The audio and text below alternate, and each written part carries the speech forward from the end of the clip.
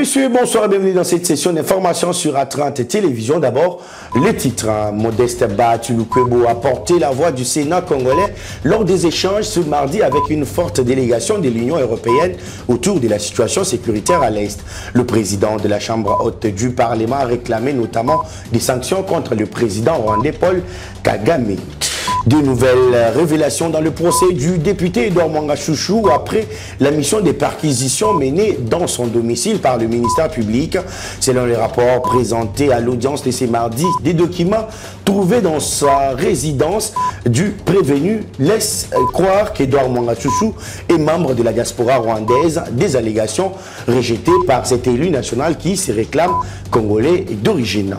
Cacophonie au sein de la coalition Lamuka. À son tour, Nouvel Élan d'Adolphe Mouzito constate l'auto-exclusion de Martin Fayoulou et son parti est cédé de la plateforme.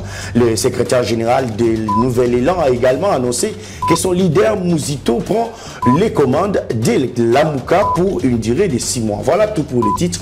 Les détails, c'est tout de suite. Ouvrons ce journal par la province du Nord Kivu. Le chef d'état-major général des FARDC a bouclé sa mission ce mardi dans cette province de l'Est de la RDC. Sur place, le lieutenant général Christian Chiwewe a notamment réarmé les troupes au front avant de quitter la province du Nord Kivu. Il a également effectué une visite à l'hôpital du camp Katindo où sont internés des blessés de guerre à qui il a communiqué les messages du commandant suprême de l'armée, le chef de l'État, Félix Tshisekedi. Fin ce mardi 11 avril 2023 de la mission d'évaluation des opérations par le chef d'état-major général des FARDC au Nord Kivu. Avant de quitter Goma, le lieutenant général Christian Chiwewe Songesha a rendu visite aux militaires blessés de guerre internés à l'hôpital militaire régional de Goma au camp Katindo, où il leur a transmis le message de compassion et de réconfort du commandant suprême de l'armée congolaise, Félix Antoine Tshisekedi Tshilombo. Peu après, son cortège a pris la direction de l'aéroport international de Goma, où le chef de l'armée congolaise est allé se rendre compte de la réparation effective de l'avion de chasse endommagé récemment, réparé avec le concours de l'expertise congolaise, comme l'a expliqué le pilote Ben Tenatena de l'armée de l'air. Voilà, vous avez un avion préparé sur cet hangar, oui, sans ordinateur, avec nos propres moyens de bord. Et si on pouvait envoyer cet avion à l'usine, ça pouvait nous prendre 6 mois avec des sommes que vous connaissez. Mais à l'espace d'une semaine, que la bénédiction du commandant opérationnel Kivu, 3 jours cet avion revient. Donc nous les Congolais ne sommes pas moindres. Il suffit un coup de pouce, nous allons faire mieux que ce que nous pensons de petits diamants. Ça c'est très bien. Ça c'est très bien. Félicitations. Le parcours de la mission du chef d'état-major général est expliqué ici par le porte-parole de l'armée au Nord Kivu, Guillaume Ndjike. Vous devez savoir que c'est lui le patron des armées. À ce titre-là, il a visité non seulement les troupes qui sont engagées dans les opérations, mais aussi il était très important pour l'autorité de venir voir, n'est-ce pas, la force aérienne. Rappelons que durant tout son séjour, le commandant en chef de l'armée était accompagné par le gouverneur militaire du Nord Kivu, le lieutenant général Constant Dima et bien d'autres commandants de grandes unités. Toujours dans cette même province, sachez que 31 civils tués dans différentes circonstances ont été inhumés lundi dans le territoire de Béni. Parmi ces disparus, 25 au total ont été assassinés à coups de machettes par des rebelles ADF lors de l'attaque menée près de la cité d'Ocha dans le territoire de Béni. La cérémonie d'inhumation a été marquée par de fortes tensions suite à l'absence du gouverneur militaire du Nord Kivu. La population a regretté que le lieutenant général Constant Dima ne soit pas venu compatir avec elle. La situation sécuritaire à l'Est est également au cœur des discussions entre le bureau du Sénat et une forte délégation de l'Union européenne conduite par Jean-Marc Chantegnier, ambassadeur de l'Union européenne en République démocratique du Congo. Lors des échanges, le speaker du Sénat, Modeste Bahatulukwebo, a invité l'Union européenne à s'impliquer pour le retour de la paix à l'Est de la République démocratique du Congo, mais également à prendre des sanctions contre le président rwandais Paul Kagame. des demandes bien reçues par la délégation de l'Union européenne qui a exprimé son soutien à la République démocratique du Congo.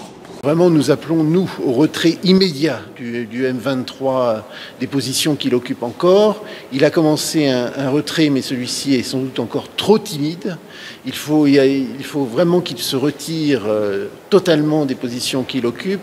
Il faut bien entendu qu'il libère ses positions et que, bien sûr, l'armée et les FARDC puissent à terme récupérer ces différentes positions et que, bien sûr, on puisse appuyer totalement maintenant la mise en œuvre du processus de Luanda, du processus de Nairobi pour ramener la paix dans l'est de la RDC. Pendant ce temps, à l'Assemblée nationale, le directeur général de la Société nationale d'électricité sera mercredi au perchoir de cette institution en réponse de la question orale lui adressée relative à la desserte en électricité sur toute l'étendue du territoire national. Fabrice Lusinde avait obtenu dès l'Assemblée nationale un délai de 48 heures pour réunir les arguments appropriés en réponse aux préoccupations de l'hémicycle. C'était lors de la plénière du lundi au Palais et du Peuple. La plénière du lundi 10 avril 2023 à l'Assemblée nationale a été la dernière d'une série de 3 pour le DG de la Société nationale d'électricité Fabrice Lusinde d'écouter les nombreuses préoccupations des députés nationaux autour de la question de la desserte en électricité sur l'ensemble du territoire national de la RDC.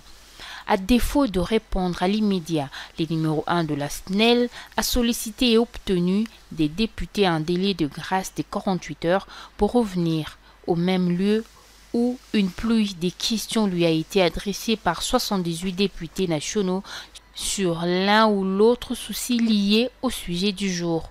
Moi, j'ai constaté que les cadres viennent de faire plus de 20 ans en service sans aller à congé de reconstitution.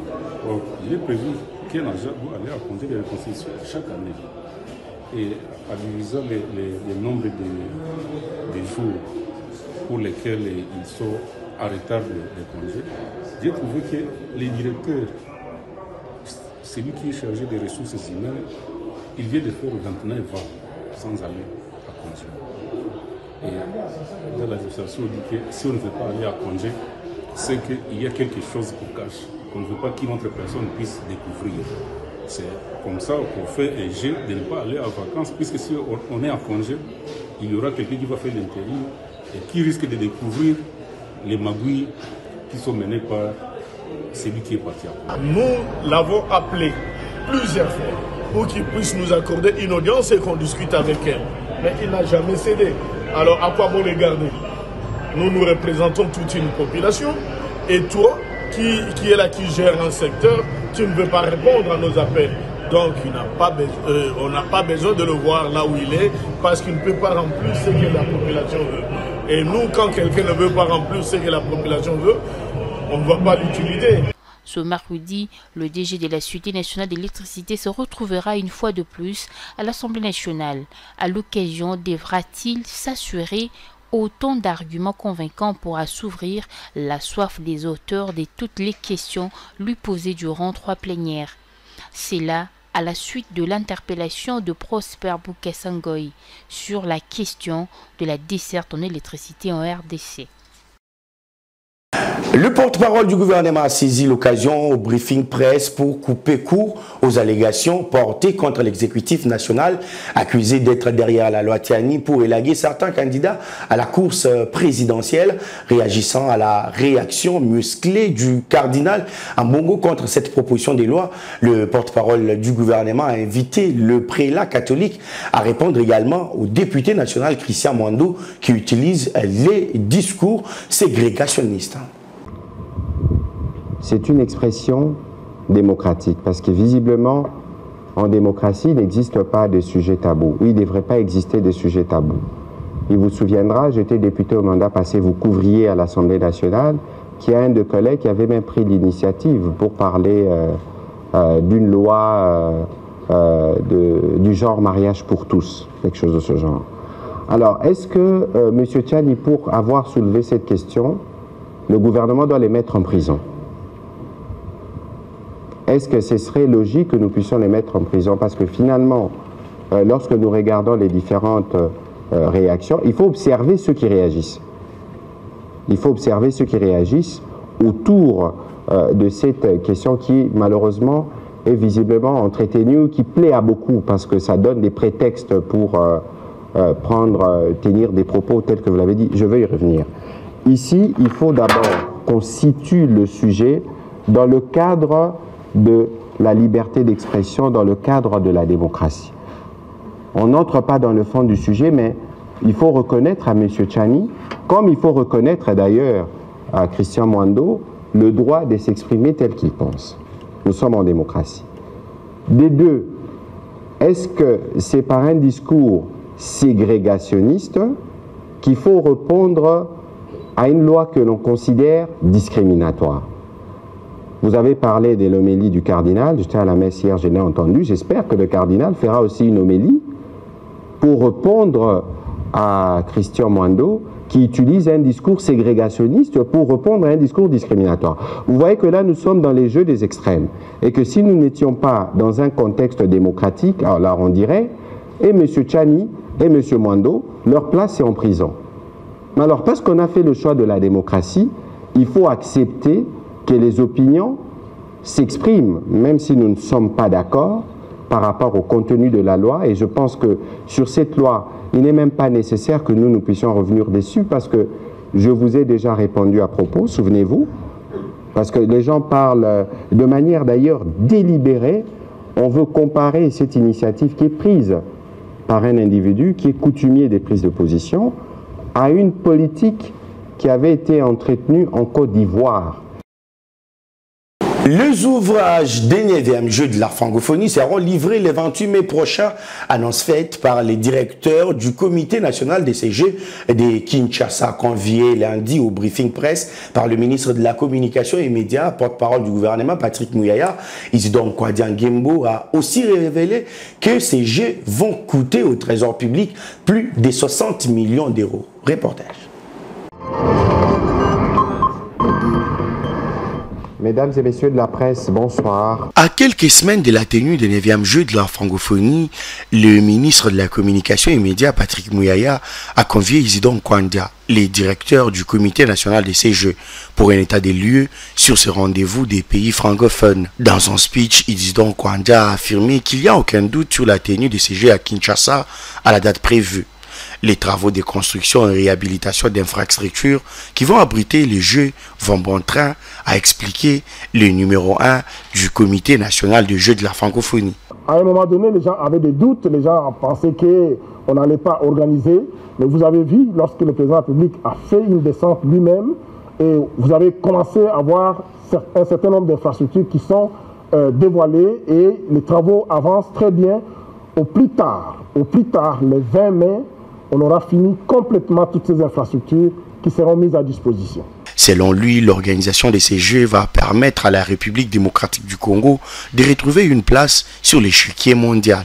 Juste après l'élection du président de la République, son Excellence Félix Antoine Tshisekedi Tshilombo, 4 mois après, il a saisi cette opportunité pour organiser les Jeux ici dans notre pays. Pourquoi? Parce qu'il voulait remettre notre pays sur l'échiquier mondial.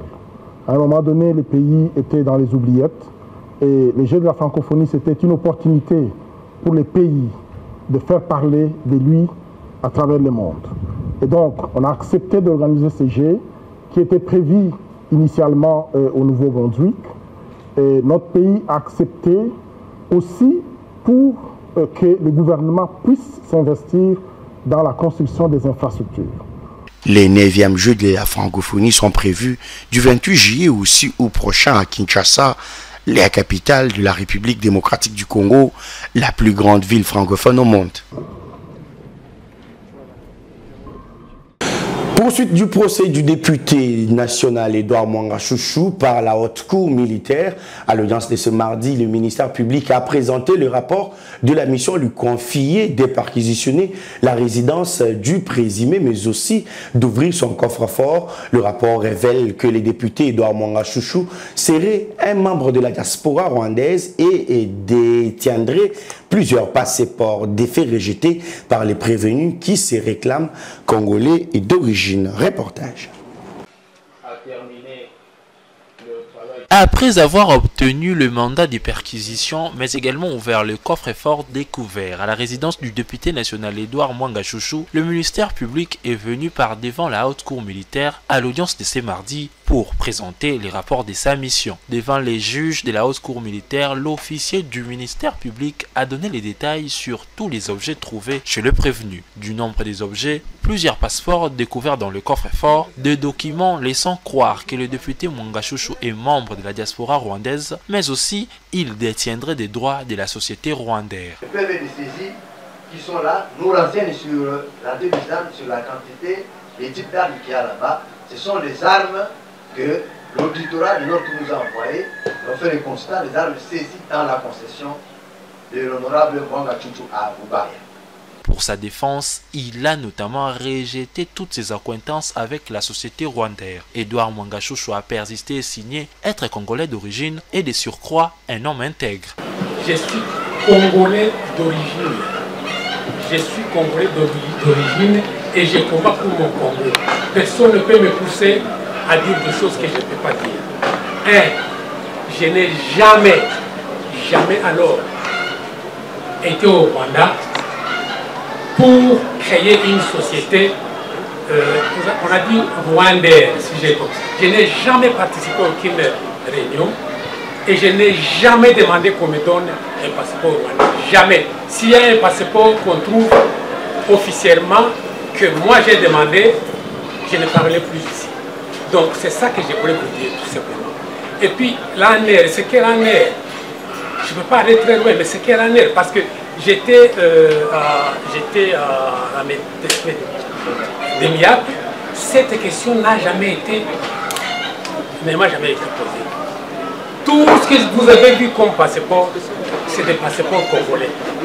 Alors, moi je me dis vraiment, je suis désolé, pour que quelqu'un puisse tout simplement avancer, pas une discrimination. Je le répète, c'est une discrimination que je le dis par la haute cour, mais que les services de l'État voudraient le faire.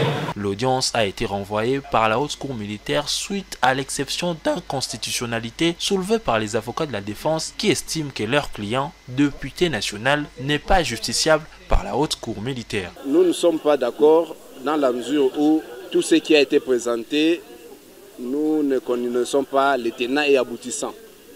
Notre client vit ici à Kinshasa. Tout ce qui a été dit pour nous, ce sont des montages pour vouloir le couler. Mais nous allons attendre que le ministère public apporte des preuves. Parce qu'il dit bien que ce sont les rapports des services. La Cour n'est pas saisie par les rapports des services. La Cour sera saisie par les preuves qu'il va apporter, étant donné que nous sommes dans la procédure de flagrance. La prochaine audience est fixée au vendredi 14 avril prochain pour les prononcer avant dire droit de la haute cour au sujet de la requête en inconstitutionnalité.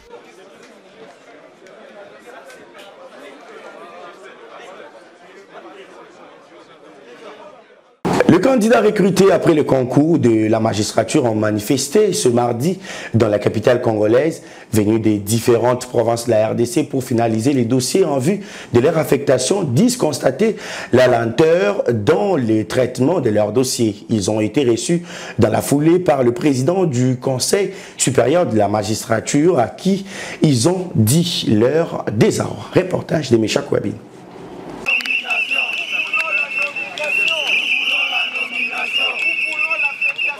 Ils sont au total 2500 candidats magistrats pour le lot 2023 nouvellement réécrité et venus des différentes provinces du pays qui attendent à ces jours leur nomination et affectation par ordonnance. À Kinshasa, depuis le mois de novembre 2022 pour un contrôle, ces candidats déplorent la lenteur observée dans les traitements de leurs dossiers. D'où la raison de leur sit-in au bâtiment du Conseil supérieur de la magistrature. Sifflés, parquante à la main, estampillés des messages des revendications, ces candidats magistrats n'attendent qu'une solution. Qui est-ce que nous allons nous imprégner?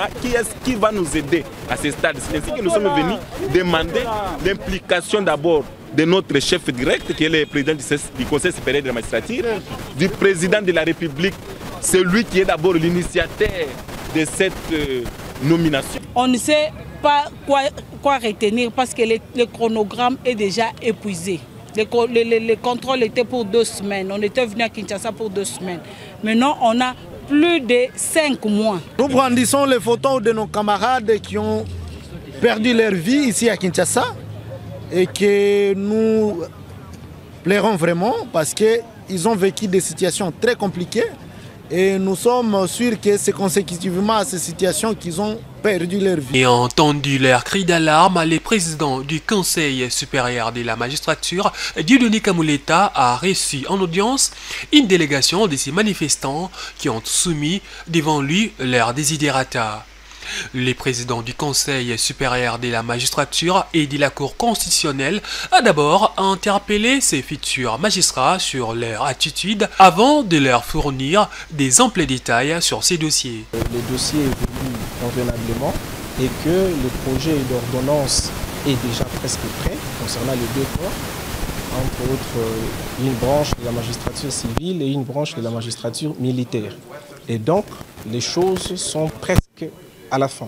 Pour les amis qui sont en province, le président du Conseil supérieur de la magistrature a été assez clair pour ainsi dire que tout est presque prêt et qu'ils peuvent regagner leur place. À noter que c'est au mois d'octobre 2022 que ces candidats magistrats ont passé les concours de recrutement dans leurs provinces respectives. La République démocratique du Congo, représentée aux assemblées des printemps du FMI et de la Banque mondiale par une délégation composée du ministre des Finances et lui du budget et de la gouverneure de la Banque centrale du Congo à marge de ces assises qui se tiennent aux États-Unis d'Amérique. Et face à la dépréciation du franc congolais, le gouvernement a sollicité du Fonds monétaire international d'être flexible pour que les performances exceptionnelles de croissance économique et d'accumulation de réserves réalisées ces derniers mois par la République démocratique du Congo contribuent à la stabilité du taux d'échange et à la préservation des grands équilibres. C'est la demande formulée au directeur Afrique du FMI par le ministre des Finances Nicolas Kazadi en tant que membre de la délégation congolaise. Le gouvernement a également pris les fermes engagements d'apporter le maximum de transparence et d'efficience dans la qualité de la dépense publique. Mésentente au sein de l'Amouka, le parti Nouvel Élan des Mouzito constate à son tour l'auto-exclusion de Martin Fayoulou et de son parti politique et cédé de la plateforme au cours d'une conférence de presse présidée ce mardi par son secrétaire général. Le parti de l'ancien premier ministre d'Adolphe Mouzito s'est dit non partant pour une table ronde avec Martin Fayoulou. Reportage. La preuve, c'est que lorsque la date est 11 avril, date à laquelle devrait avoir lieu la passation du bâton de commandement au sein de la Mouka, s'est transformé en un point de presse du côté de Nouvel Élan, parti d'Adolphe Mouzito qui a annoncé le retrait sans condition de Martin Fayoulou ainsi que de son bastion politique SID. Annonce intervenue quelques jours après que l'homme de la vérité de Zurne a passé le flambeau à une autre personne qu'Adolphe Mouzito, en l'occurrence le professeur Kalele Kabila, présenté comme membre du présidium de la MOCA. Ceux qui arbitrent avec un coup de sifflet final, coup de sifflet pour match bandaté, et que l'équipe adverse a dit joueur a frappé ballon à poteau. Est-ce que l'arbitre a dit Mabiwana?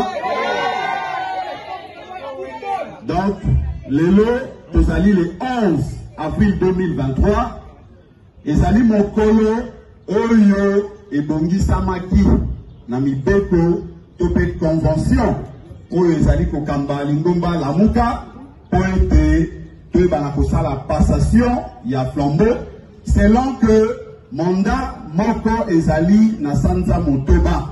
Pour Blanchard Mongomba, secrétaire général de ce parti politique, la coordination de la MOCA revient désormais au Nouvel Élan pour une durée de 6 mois, conformément à la Convention. Il a également fait savoir que Nouvel Élan ne compte pas renouer avec les idées de Martin Fayoulou pour sa position égoïste qui est connue de tous. Mais cette fois-ci, nous au Nouvel Élan, nous disons que nous ne pouvons plus faire des alliances sur base de personnes. Nous ne pouvons plus faire des alliances en tenant compte de noms d'individus, il est tel, son nom c'est tel. Non, nous allons confronter nos idées. Nous allons confronter les programmes, le projet de société, de manière à ce que si nous voulons discuter tel qu'on nous impose aujourd'hui un débat stérile au sein de la MOCA, nous aimerions que demain, ça soit un débat de gouvernance. Sous une atmosphère de sérénité, les partisans de Nouvel Élan ont réitéré leur fidélité à Adolphe Muzito à travers des chants et danses à son honneur.